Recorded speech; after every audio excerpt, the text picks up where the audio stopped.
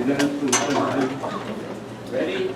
Begin. I pledge allegiance to the flag of the United States of America and to the republic for which it stands, one nation, under God, indivisible, with liberty and justice for all. Thank you very much. You may be seated. Okay, we'll adopt the agenda. Okay, Mr. President, we need to modify the agenda. Modification in consent item 5H. 5H. We need to pull it out for change in the legislation. Last week, we need to comply with the latest legislation, so we will be talking later about it. 5H. 5H. Take it out. Yeah, that's right. Not in the agenda anymore. We need to come to a special board meeting soon. Also, initially, just a reminder that we're pulling action item A1 Correct. for the new superintendent. So I'd like to make a motion to with those two changes, moving 5H and removing action item A1, which is the approval of new superintendent. Thank you very much. Second. Second. Motion and second. All those in favor? Aye. Thank you.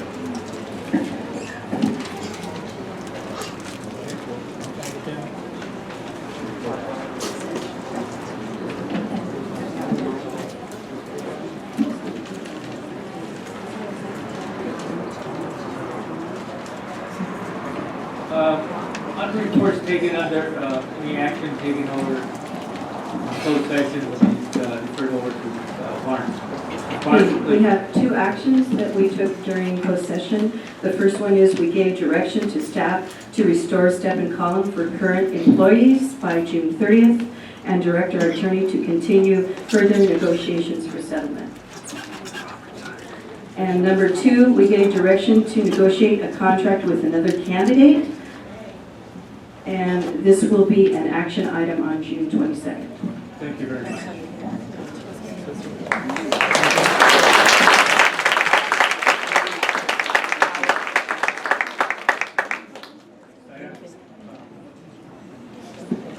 Public hearings on item, which is local control accountability plan for 2015-2018 annual update. And we have 2015-2016 budget and review of district's estimated reserve levels. Yes. Any comment on number 8? Local control accountability? Seeing none? Okay, next item is B, 2015-16 budget and review of district's estimated reserve levels. Any comments? Concern? Seeing none? Okay, close the public hearing. Thank you. Acknowledgements. We go next, Dr. Luzon. Yes, it's my pleasure to invite Bologna Meadows Principal, Mrs. Susana Mancera. Welcome, Mrs. Mancera. Make room, please. And she's going to, she has some acknowledgement for some students to the podium. Podium, yes. Thank you.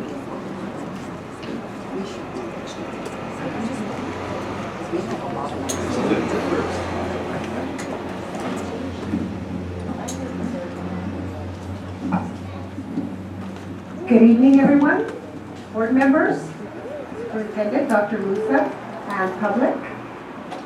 It's my pleasure to introduce and actually to honor my students. I have a total of 10 students present here tonight, and I have excellent readers here tonight. The reason why I'm honoring these students is because they've met their 3 AR goals. For those of you who are familiar with AR, the Triple Crown, they're triple triple crown winners, not just triple, but triple, which means that every trimester they met their triple crown goal, which was AR reading level goal, points goal, and what's the third one? Percentage correct goal, which the expectation was 85% or higher of accuracy on the test they took on each book. And these students actually gave me the pleasure and the honor of accompanying them on a limo ride. And for how many of you was it your first time in a limo? ¿Cuántos de ustedes? They were very, very...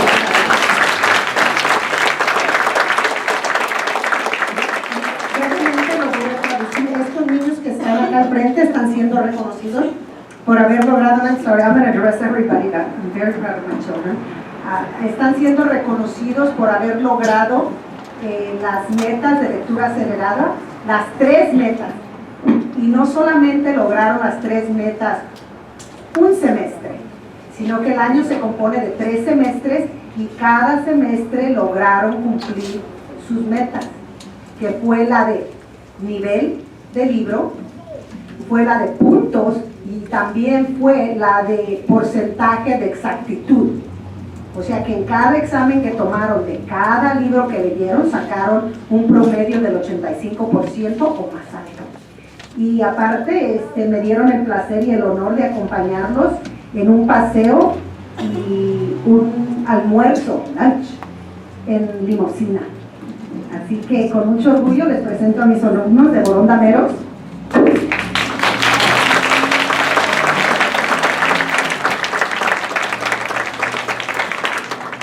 Empiezo con Anaí Arteaga.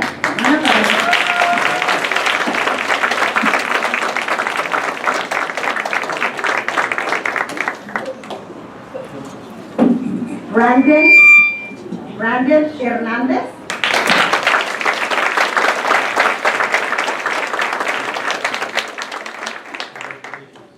Emily Flores.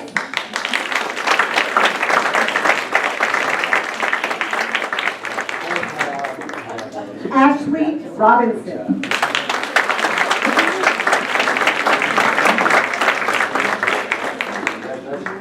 Bianca Castro.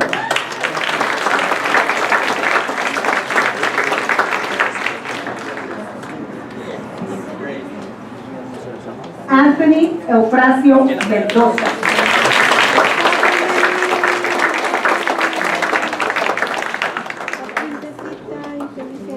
Lila Nava.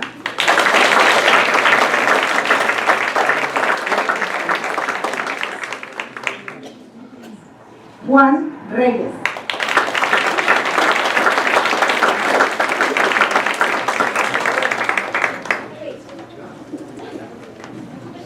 Priscilla Garcia.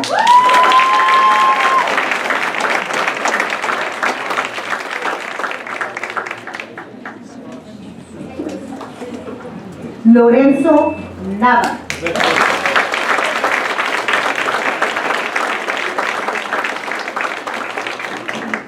And just so you all know, and I hope I have the board support for next year, I've committed to my students that I will rent as many limos as necessary, so I challenge them. So I'm hoping I have your support. So thank you very much.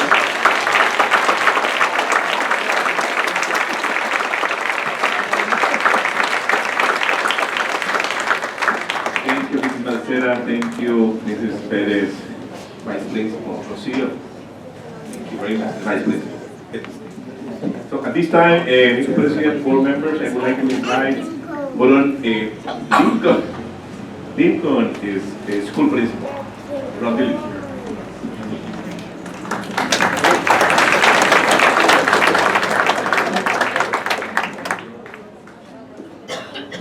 It's my pleasure to be here today to introduce to you some of our wonderful Lincoln Leopards who have worked hard over the years.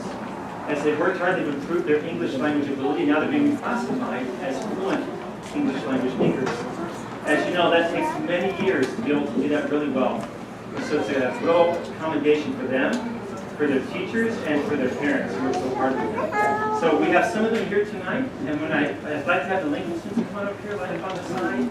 And I'll read all the certificates, because some of them won't be here this evening, but we still want to recognize them.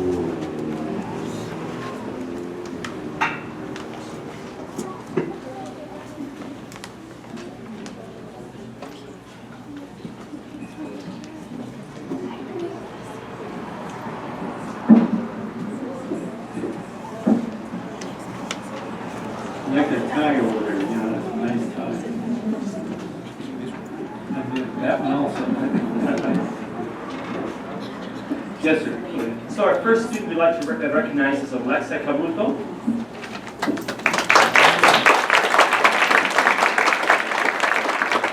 Next we have Brenda Cardona Macias. Isaac Porter. Brandon Sheffer. Hector Gutierrez.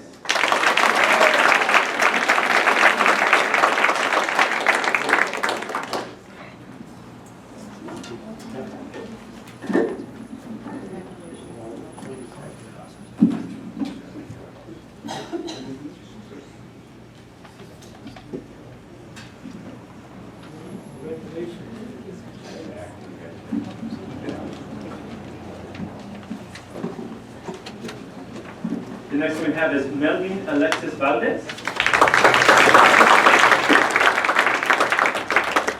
Gerardo Rodriguez. Ashley Guerrero. Joshua Vargas. Eli Cruz Quintero. Juliana Gutierrez. Brianna Manalo.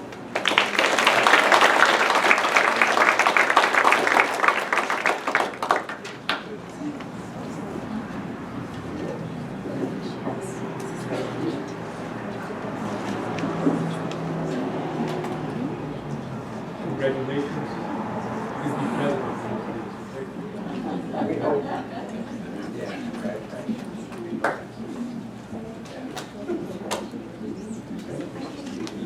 The next one we have is Dante Herrera.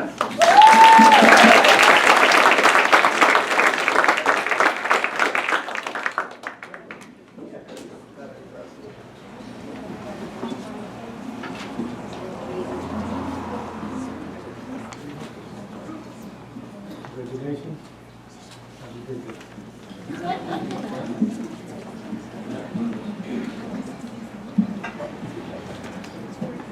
Next we have Mariah Dana Enriquez.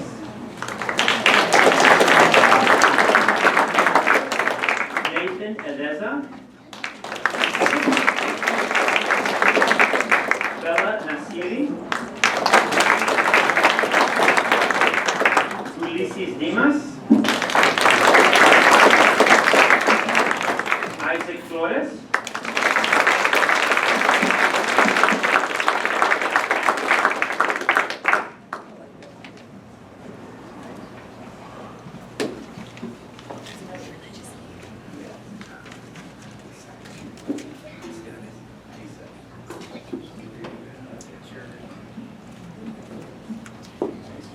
Congratulations.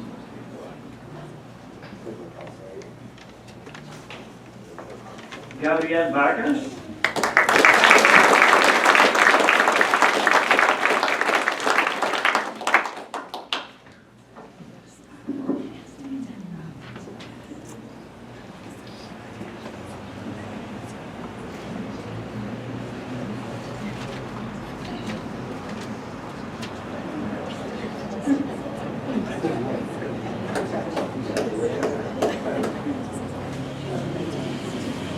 Awad Al-Zunaidi.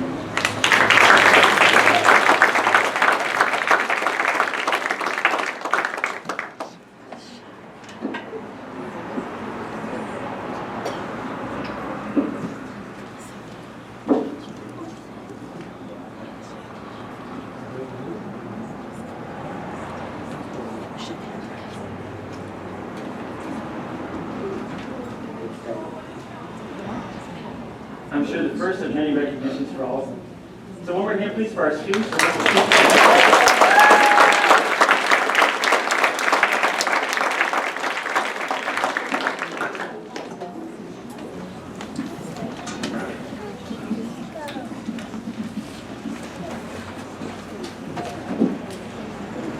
Congratulations again, being a student, Mr. Dillinger. We're down to item B under, thank you very much, everybody, for being happy. Okay, the next item is employee organization. Do you have the stepping up there?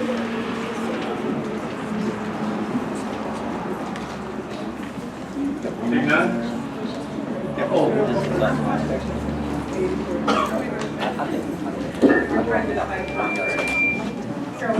You have the floor now.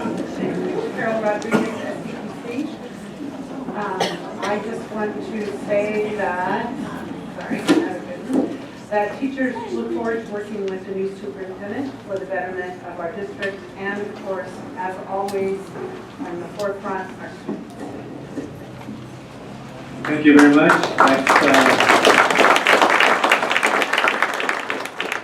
Your name, please.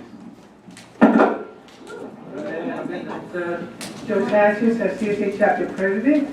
I'd like to thank the school members, Foster, Sarah Barnes, and Roberto Garcia for being at our dinner dance last month on May 16th. And we also honor our Pastor Park Member of the Year. That's it. Thank you. Oh, sorry. Also, the administrators that came to help. I don't remember all their names, but thank you, that were there. Stand up. If you don't want to stand up. Yes, if you were there, could you please stand up, administrators? Thank you very much for being there on May 16th, and thank you again. Thank you. Yes. Do we have another representative from the teachers, part-time substitutes? Saying none? See anybody? Okay. Next item. Next item will be the superintendent's report, comments, and procedures. Board of Trustees, it's my pleasure to inform that summer school and summer programs are on their way. We're going to have 4 school sites serving around 1,000 students this summer for summer programs. Natividad, Boronda Meadows, Mission Park, and El Gavilan. These are 4 sites but they're taking students from all the other 13 schools. And minor summer programs also, I'm going to pass around a schedule, a calendar for the minor summer programs.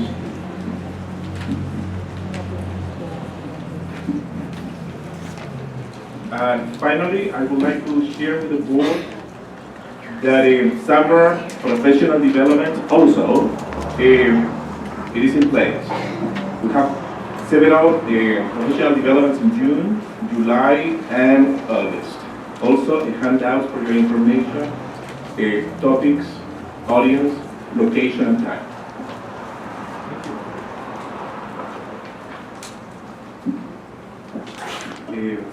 That's it, Mr. President. Thank you very much. Any questions on this? Colleagues? None? I'm going to turn it over to my left and work my way to the right. Board members, please present your latest information and expertise. Well, I'd just like to thank all the people who sent comments. I got several hundred emails, maybe more than that, and I've answered as many as I could. I don't, but my secretary does. I have a lovely secretary who is a teacher here in our district for 36 years, and she's continuing her work. But anyway, thank you for your interest and your comments, and I appreciate them. I have several things that I'd like to bring up. First, I would like to thank CSEA and if you didn't go to their party, they give a great party. I mean, you really do a wonderful job. Thank you for inviting us to come to it. Everybody came very good. Also, the next thing I wanted to mention was open house. I went to 12 out of the 13 open houses, and it was fabulous. And I just want to thank all the teachers. I want to thank all the students. I want to thank all of the parents that went together and prepared things for the open house. And it was amazing. They had world reports and state reports, and they had writing on the walls. It was just amazing. And I mean, just really, the kids were really proud. I think that one interesting one, I think it was at Loma Vista, was the ball that goes through and it gets, they were timing how fast the ball would get to the end. They dropped it. They made it up as far as a science project. And the kids were really, really proud of it. So they had these little hoses everywhere and you had to watch out where you're stepping. But it was really, really nice. And for everybody that worked so hard on it, I want to thank you all because it was really, really impressive.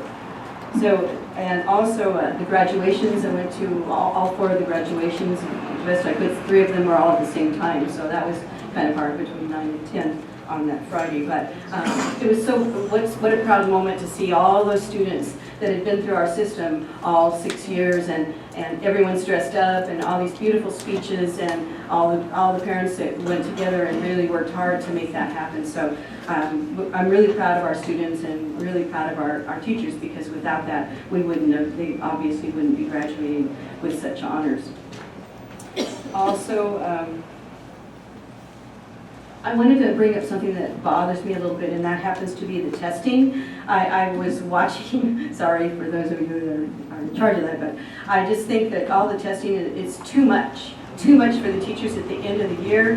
I mean, there has to be a better way to do this. I mean, with benchmarks like the week before school's out, and the teachers are all pulling their hair out, trying to get everything done at the same time, trying to check out. Some of the schools, they had to be out by 3 o'clock on Friday, which I thought was, I mean, I understand that it had to be done in many of the schools because of the construction and all, but it just has to be done differently. I mean, it was just not fair. I've never seen teachers so stressed out ever than they were this time. And the CSEA group, to all of you, had to do the same. You had a lot of work to do to prepare this, and everyone had to be out. So I think that we got to take a look at this. We got to take a look at how much testing and when it is, and how to prepare people to end the school year way ahead of time. I mean, there's got to be incremental things that you can do without putting it all on the teachers all at once, because I just thought it was pretty outrageous, because I was trying to help myself for almost 3 weeks, and I was just a helper as a volunteer, and I can't even imagine how the teachers did it by themselves. I really can't.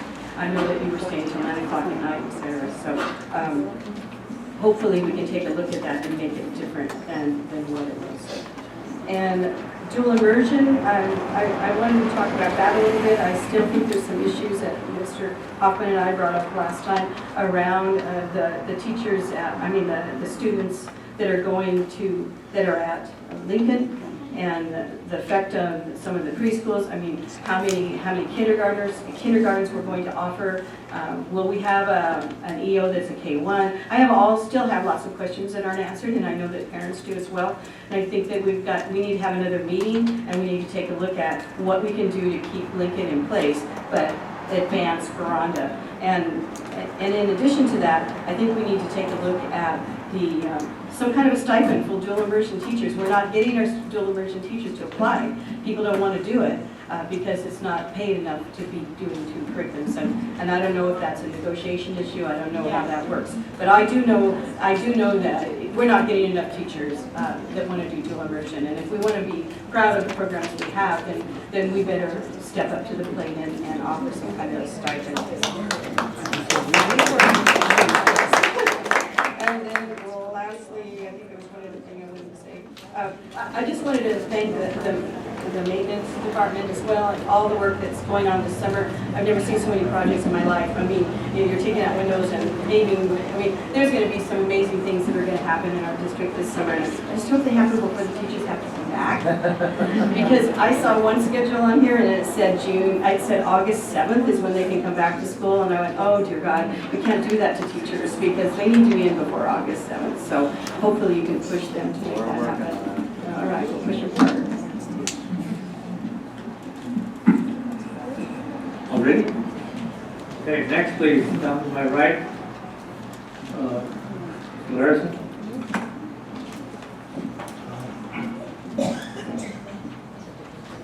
As you know, my mom passed away.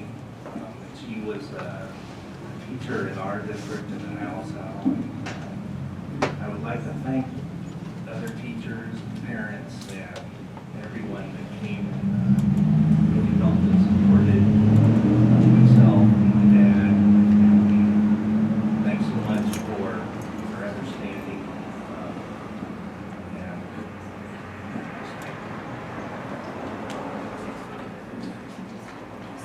Thank you very much, Mr. Kim. Just that's enough. Okay. Thank you. Next, please.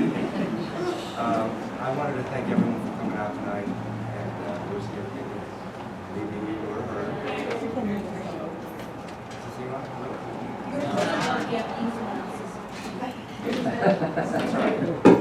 I wanted to thank everyone for coming out tonight and voicing your opinions.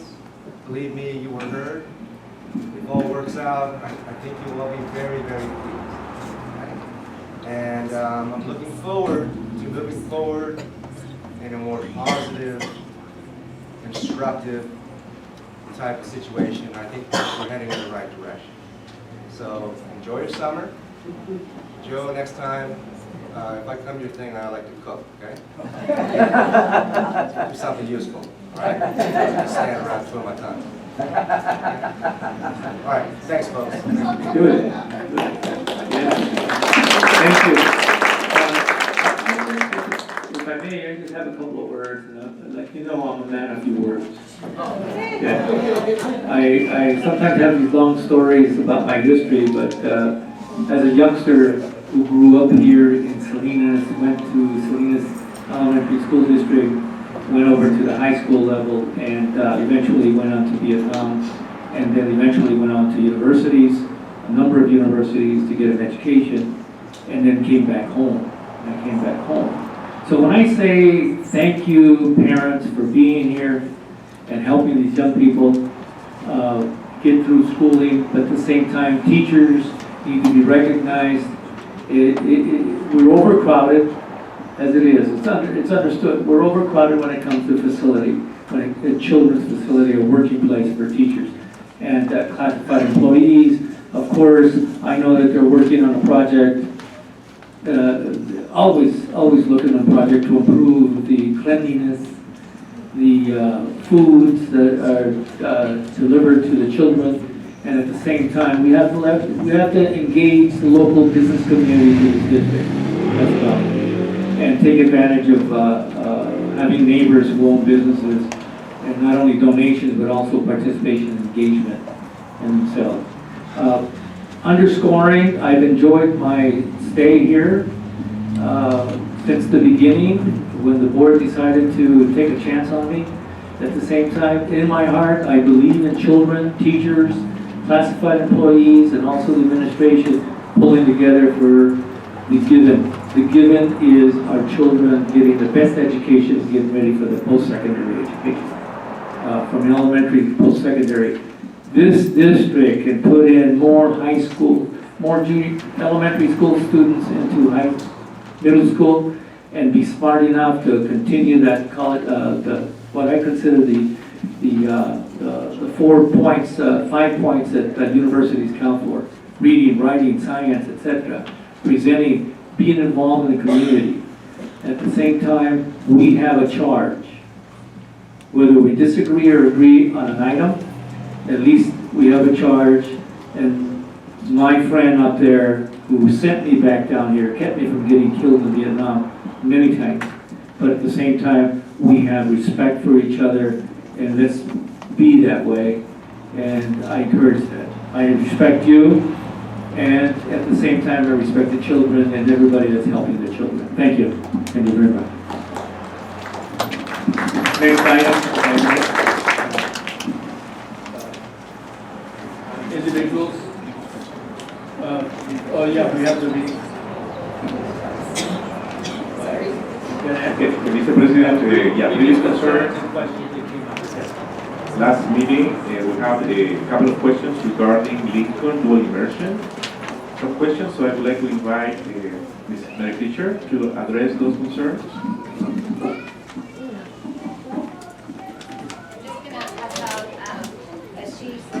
Information on the number of classes we were able to offer during the number of projected classes district-wide.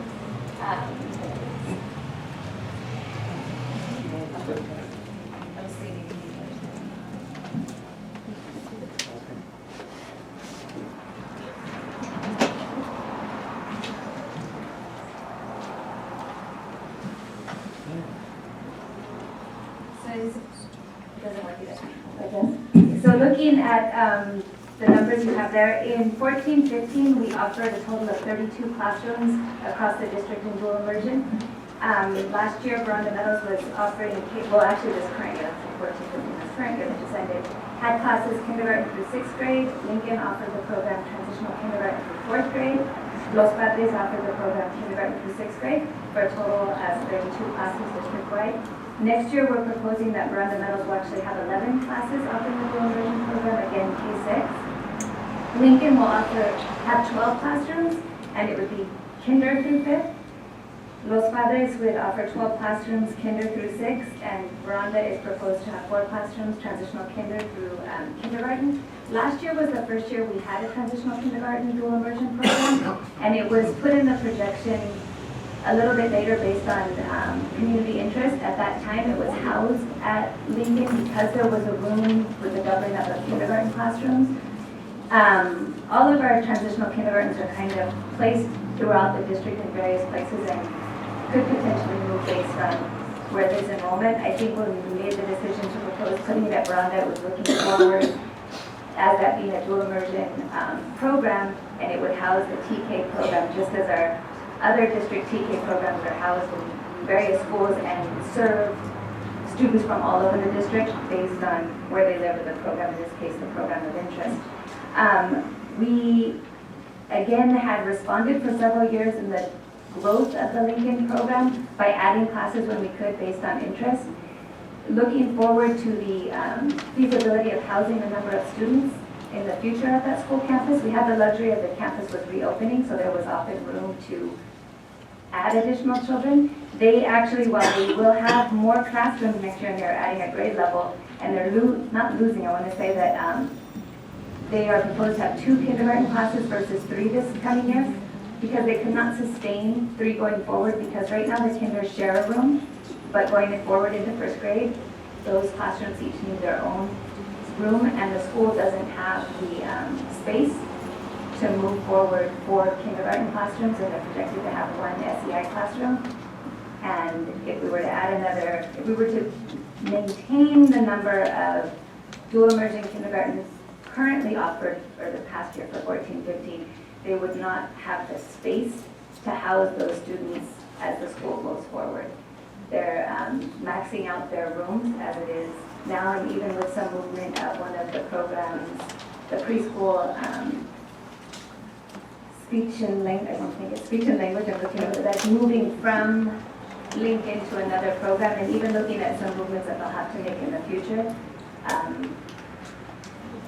The school can't sustain the number of students we were putting in, which was done kind of as a reaction to community interest.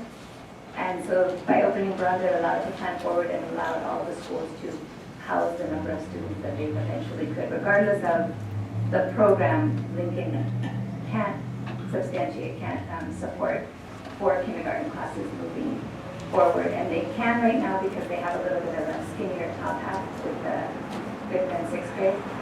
But as it goes forward, their current 2nd and 3rd are large numbers that will require more space. So we will be expanding the number of students, the number of classrooms offered dual immersion, and if we go back to the year prior to that, which you'll have on that paper, but in 13-14, we offered a total of 27 classrooms district-wide, and then grew to 32, and next year to 39.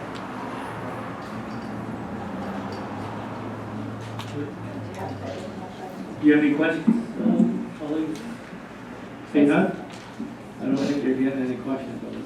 This will be We good. will add 2 kinders district-wide for like about 8 more students for next Yeah. year. Good. Yes, good point. Actually, I do have one question.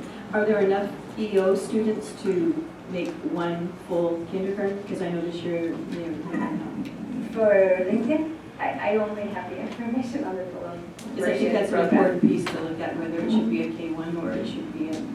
And I'll defer to, Would you like me to address that, President? Yes, go ahead. Okay, thank you. Currently, our numbers are a little bit low in our SCI kindergarten classroom, but our numbers at this time of year for kinder are traditionally a little bit low. So we won't really know that until we get back. We come back in August, and children who've moved into the area will enroll, and we'll see at that point in time. So if in fact there aren't enough, then it becomes a K1? Is that what you That's think? possible. It's a possibility. It's a possibility.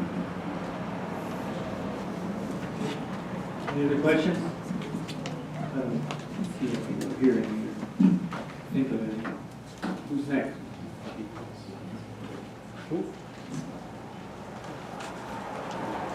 Yeah. Okay, now I'm going to go over to individuals desiring to address the board. And these are items not on the agenda, so we're going to record them and address them. Okay. Do I have any? Saying none? Can we not, excuse me, can we not address the board regarding the dual immersion since it's on a previous concern? So we can? You can talk about it. Okay. Well, it's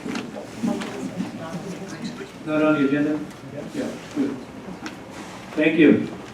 Your name, please. Salinas, I'm a parent of a student at Lincoln School. He's currently, well, was in the dual immersion transitional kinder program. And me and several other parents here tonight, and some that couldn't make it, are very concerned with where our children are going to be going for the next year. We were told at a meeting held May, I want to say 18th at Lincoln School, that there would be some spots left for the children who would either move into the district or were currently in the TK program to move into kindergarten. It seems that some of these students have no space for them any longer, and there's several parents that currently live in the boundaries. They live a block away behind the school, no room for them. We were told by the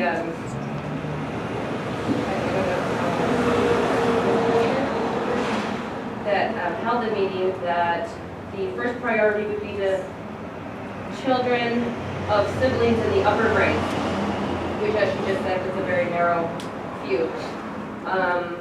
With no regard for children in the district to begin with, these are also students being given priority that are out of the district, either coming from Spreckles, Chular, Soledad, and they're not even in our district.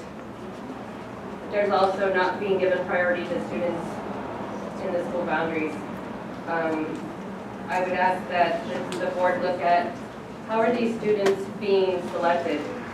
Is there something we can look at that says your student's eligible because he was in the TK? We've made the commitment on your website that if you make the commitment, we have to make it for 6 or 7 years. We're willing to make that commitment for our child. I would ask that the board and the district do the same. I know that the other alternative was based on the community need to open a new school, but to me it seems like there's a lot of overhead with opening a new school. Where are all these students coming from? Are they coming from El Gavilan? Are they coming from Mission Park, Monterey? Where are these kids coming from? Are they all out of the district or are they in our district? Can we look at maybe opening a dual immersion class to start out in another school in our district without all this overhead? I mean, it's just, I would think instead of going ahead and opening a whole new school. We were told by some parents that their student would be accepted into the program if they were in the Smart Start program. So some parents are in the Smart Start program, they weren't accepted in the program either.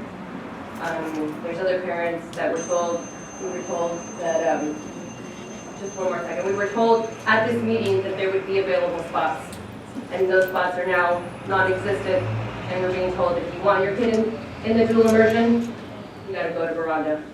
Well, some of us don't want to go all the way to Veranda. Some of us want to maybe walk 3 blocks to our school. We buy homes there. We want to be in our local schools. I'd appreciate to relook at that, and thank you, Janet, for making that hopefully on the agenda. Thank you very much. Thank you very much.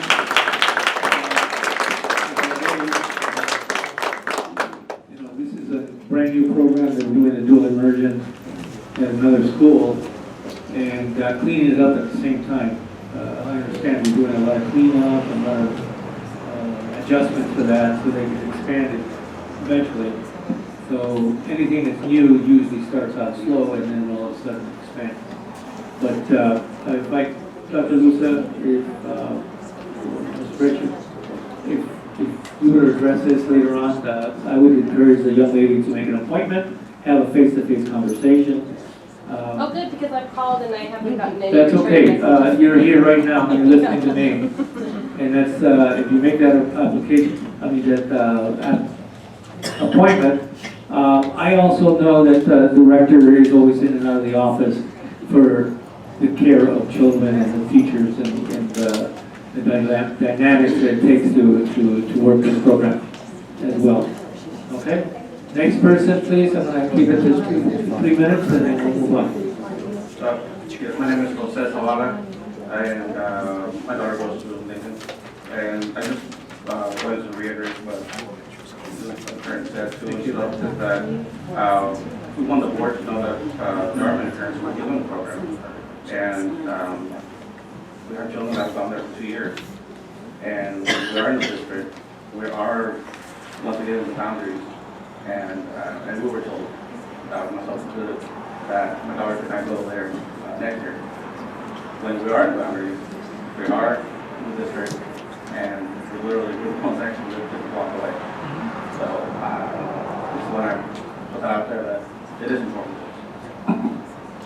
So, thank you very much for presenting that information. But at the same time, understand that we have sometimes lower quality classes spread across the district. Next, please.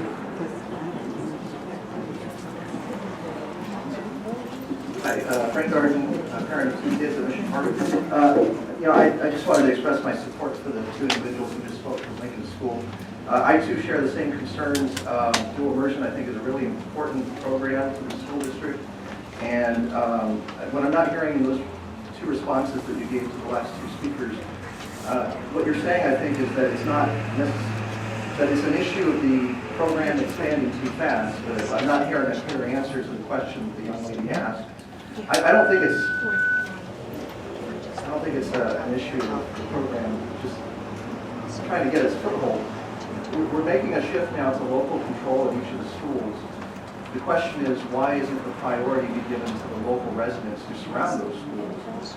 So I think we'd like to see the data in terms of how many approvals from outside the district are being given to come to Lincoln School, and why the emphasis is not being placed on the local residents who are directly reside within that school boundary. That would be really interesting data for us to review. Thank you. Thank you very much. Young lady? Yes, your name, please. Cindy Bird. I'm a bilingual speech language pathologist here in the district. I'm also a parent here in the district. My son was in the Smart Start preschool this past year. I was initially really excited about being bilingual myself and wanting to give that gift to my son. And I was told that if he goes to Smart Start pre-K, he'll get into kinder at Lincoln. It'll have a really great chance. And other parents who are here were told the same exact thing. I understand space. I understand capacity. I'm supposed to have 55 students. This year I had upwards of 85. So I get that. But it's the policy, it's the transparency, it's the fact that I had to learn about this by reading about it in the Californian. There was no parental input. There was no chance for parents to be involved. I live Mission Park. My daughter will go to 6th grade there. I would love if Mission Park had a dual immersion strand. I'm sure, I've talked to other parents, University Park would love it too. There's lots of interest out there. Because of my work schedule, I have to drop off my daughter at Mission, I have work, I just can't go all the way to Old Veranda. It's just not a possibility for me.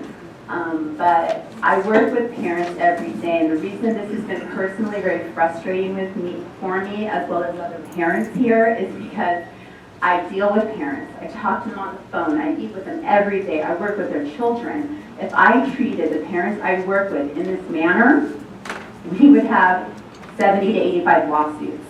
Seriously, you can't treat parents this way and keep them in the dark. Enough is enough. We want to be involved. We want to be a part of our child's education. Thank you. Thank you very much. Do you have any more individuals coming up? Seeing none? Oh. So I just... Your name, please, again, Wes for the White, record. Wes Whitener. I just wanted to say thank you for going with a different candidate. Just remember that first line you have says that we're looking for honesty, we're looking for integrity, we're looking for character. And you know, this should have been a common sense. There shouldn't be a whole packed house to say don't do this. It should have been real common sense. So you say you've got a candidate, and you know we have to trust you that, like Mr. Kim said, it's going to be a great candidate. We're going to be very pleased. I'm encouraged by that statement, and I'd like to see that because don't drag us all back out here again, please.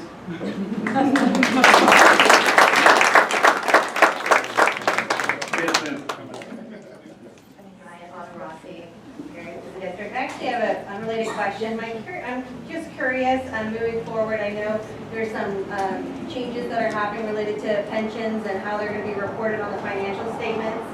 And my question to the board and maybe to Jerry is, have there been kind of explanations on how that impact's going to be so that people that aren't, so with GASB 68 and the implementation of GASB 68, how that's going to impact the district's financial statements? Has something been presented to the board so they're aware of what those changes potentially are going to be? And then it's also with constituents who aren't as familiar with those things so they have a better understanding so there's not a big surprise when that liability hits the balance sheet? Is that question for the board, or is that question for staff? It's for both. I mean, as a board, are you aware of that change and have you been educated to know what's going to happen? And is there any planned response to give to the public so that they're not shocked by this and they have a better understanding when this change happens? Okay. I'm going to have Mr. Stratton address that. Thank you very much. I can get back in great detail Summary. at the next meeting. However, for now, it's evolving. We have an actuary being completed with an updated liability, and the liability is significant. It'll all be reported, and it'll be well defined as to what the changes are, so it's easy to read. Thank you very much for your patience. Thank you, Mr. Stratton. Okay. Seeing none? Okay, we're going into consent items. Please. Ms. Barnes. I would like to pull one item, not for separate vote, but for clarification, and that is 5A, and I talked to Mrs. Richard about this earlier, so she can explain the cost, which is the American Chess Institute. Just not for separate vote, just a discussion. Okay, Ms. Larson? Do you have questions? Yeah. Give me my attention. Okay. Thank you.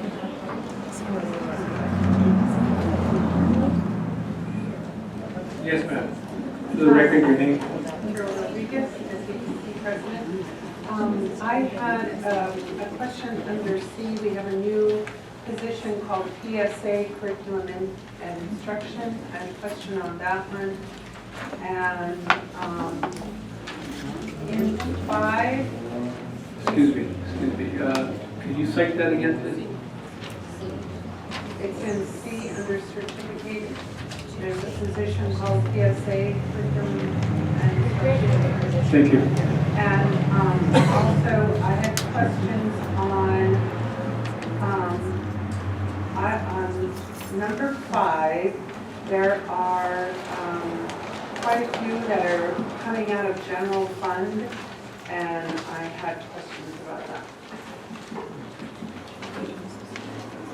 specifically? Can you give us a sample? Yeah. Which the It's specific kind items? of- yeah. Oh, okay, sure. Talking about the last two. There's 5G, 5I, 5J, 5K,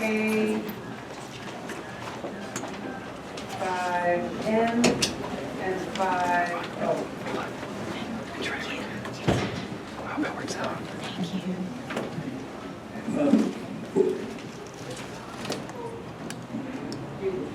Is that it? Well, those are the things I want to Yeah, talk about. yeah. Yeah. Okay.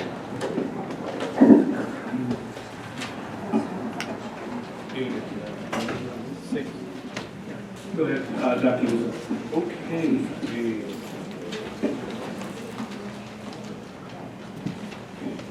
Dr. Lizzie, can we start just with A and let Mrs. Pritchard just kind of go in order?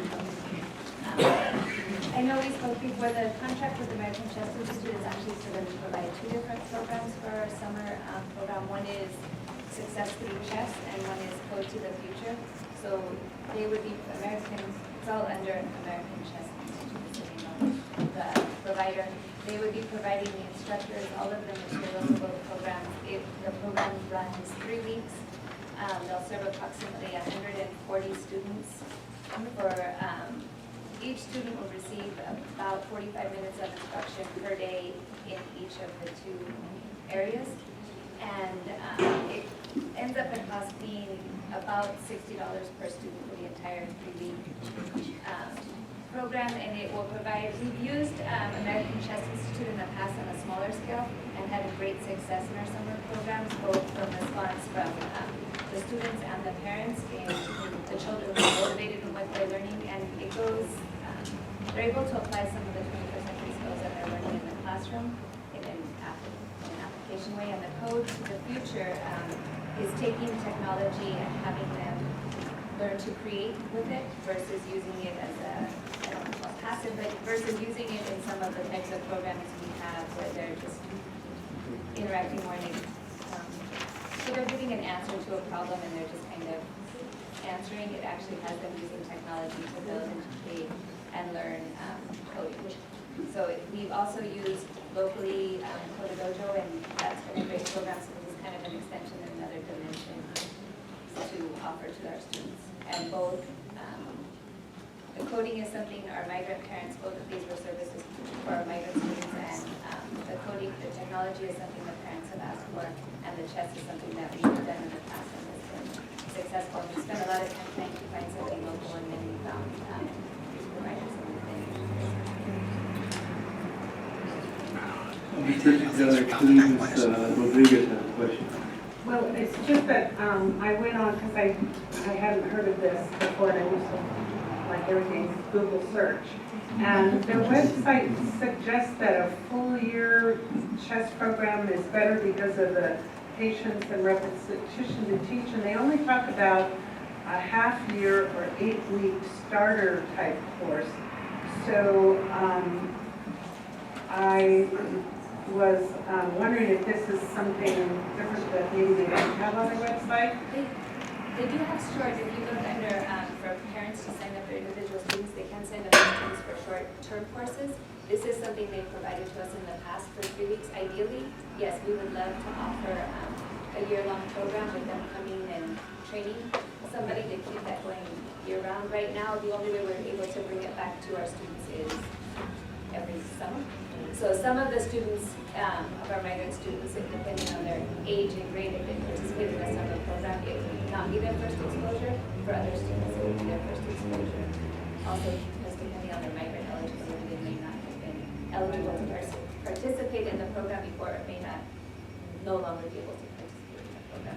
So we would love ideally to provide that as something ongoing, and we've talked with them sometime about having them potentially train and find local staff there.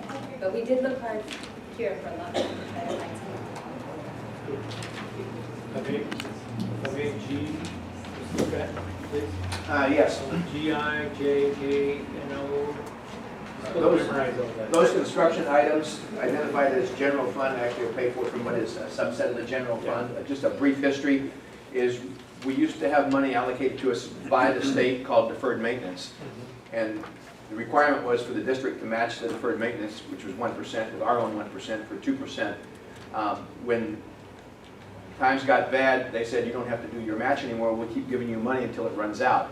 Now with the new local control funding formula, the state has said that our 1% and your 1% match is in the general fund in the base, and that's how you should fund your deferred maintenance. The deferred maintenance for a building usually runs about 400% of what the cost of the building is. So these monies are from deferred maintenance, which is in the general fund for essential maintenance to our facilities. Thank you. So, Any other questions? yeah, so you spoke to the maintenance part, so it's part of the fund that's within general fund, but it's not called deferred maintenance now, what's it? It used to be called deferred maintenance, Right, I and remember it's that. now within the general fund. That was a specific question I had because it didn't show up under LCFF, and they said, no, it's included in the funds you get under LCFF in the base grant. And, you know, and they're assuming it's our match and the state contribution, which was 1%. So 2% of the budget ends up being for deferred maintenance. I would tell you that's not enough, but. So we no longer kind of have something on, we don't have a maintenance fund then? We have routine restricted Routine. maintenance, which is for the salaries and the screws and the nails and the doors for the ongoing maintenance. Then there are the bigger items we have to defer. A lot of that is asphalt and parking lots. Floors are a good example. Floors will last 7 to 20 years, and that's not a routine maintenance. We try to slam that through deferred maintenance. All within the general fund now. The goal is 2% of the budget is what we want to keep there until there's someday in the future when God rains down bond money again. And then there's a couple of other, they're kind of two different areas, excuse me, but one was on freezers, or a freezer at Sherwood.